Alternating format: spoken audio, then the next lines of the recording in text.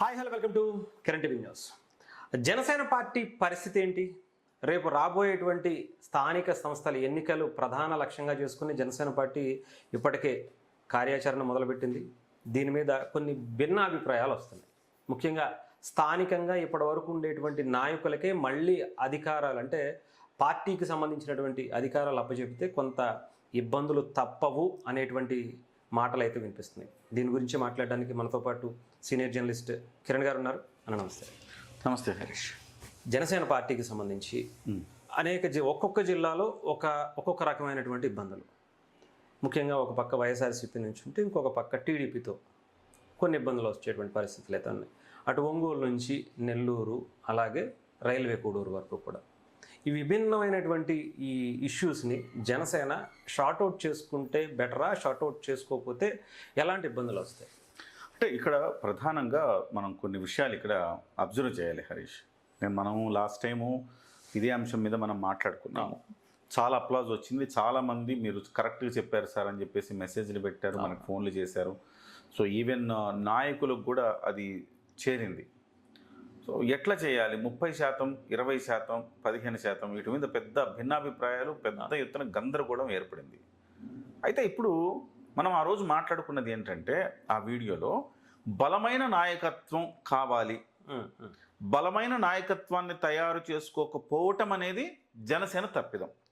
అది వాస్తవం. 2 ఏళ్ళు అయిపోయింది.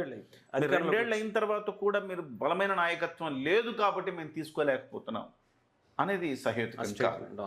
ఇది డెఫినెట్గా ఇది ఆలోచించవలసిన అవసరం ఉంది. మీ తప్పిదం ఉంటే మీరు క్యాడర్ని అసంతృప్తికి లోన్ చేయొద్దు. ఇవాళ తెలుగుదేశం పార్టీ కూడా ఆలోచించాల్సింది ఏంటంటే పట్టు విడుపులు ఉండాలి. తెలుగుదేశం పార్టీ పెద్దన్న పాత్ర పోషించాలి. ఇవాళ జనసేన పార్టీని కాపాడుకోకపోతే తెలుగుదేశం పార్టీ కూడా నష్టపోతుంది. డెఫినెట్గా పెద్దన్న పాత్ర పోషించాలి. అట్లా కాకుండా చాలా చోట్ల ముందుగా కూర్చొని చేసుకోవాల్సింది ఏంటి తెలుసా? ఫస్ట్ చేయాల్సింది ఏ నియోజకవర్గాల్లో ఏ సమస్యలు ఉన్నాయి వాటిని సార్ట్అవుట్ చేసుకోవాలి ఫస్ట్.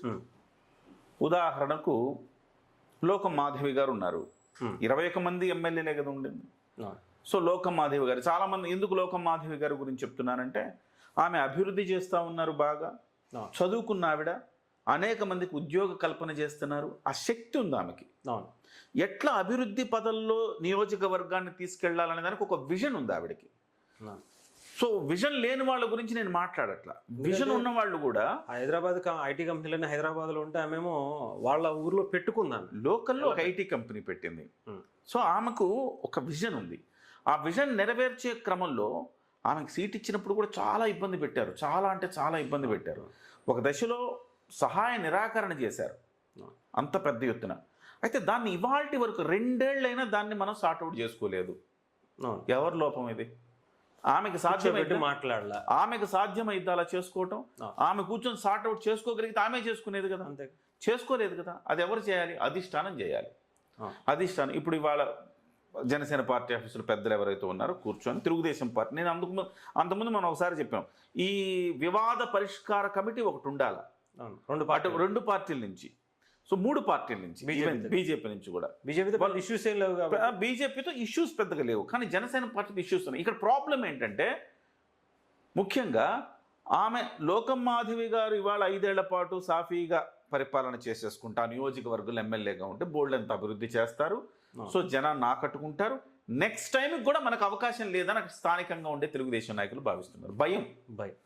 ఈమె ఫెయిల్ అవ్వాలి, ఎట్లయినా ఫెయిల్ చెయ్యాలి. లోకల్ బాడీ ఎలక్షన్స్ టార్గెట్ చేస్తున్నారు. ఈ లోకల్ బాడీ ఎలక్షన్స్ లో జనసేన ఈవిడ గెలిపించేసుకుంటే టీడీపీకి అవకాశం ఉండదు. టీడీపీకి అవకాశం ఉండదు. సో ఈమెను ఎట్లా ఫెయిల్ చేయాలి, అన్ని విధాలుగా ఫెయిల్ చేయడానికి దాని గురించి వాళ్ళు ప్రణాళిక చేసుకున్నారు. ఈమెకి రాజకీయాలు కొత్త, మీడియాను కూడా చివరికి వాళ్ళ వశం చేసుకొని ఈమె మీద నెగిటివ్ స్టోరీస్ రాయిస్తున్నారు. ఇది ఎంతకాలం ఎట్లా? ఆమె అద్భుతంగా పనిచేస్తుంది. రెండోసారి 2029 ఆమెకు అవకాశం ఇచ్చినా గెలుస్తుంది. సో ఆ భయంతో చేస్తున్నారు. ఇలాంటి నియోజకవర్గాలు చాలా ఉన్నాయి హరీష్. ముందు వాటిని, ఆ వివాదాలను పరిష్కరించాలి. అక్కడ ఉండే తెలుగుదేశం నాయకులకు ఆల్టర్నేటివ్ చూపించాలి. పవన్ కళ్యాణ్ గారే ఎంత ఇబ్బంది పడ్డారు పిఠాపురంలో. వర్మతోటి ఎన్నిసార్లు, ఎన్ని తగాదాలు, ఎన్ని ఇబ్బందులు. అది అసలు ఊహించేదైనా, ఆశించేదైనా కూటమిలో అలాంటివి ఉండొచ్చు, ఉండకూడదు కదా. సో అది ఎవరు చెప్పాలి? తెలుగుదేశం పార్టీ అధిష్టానం చెప్పాలి, జనసేన పార్టీ అధిష్టానం తెలుగుదేశం పార్టీకి విన్నవించుకోవాలి. సార్ ఇది పరిస్థితి, మీరు అక్కడ కొన్ని ఆదేశాలు ఇవ్వండి. ఎస్ అని ఆదేశాలు ఇవ్వాలి.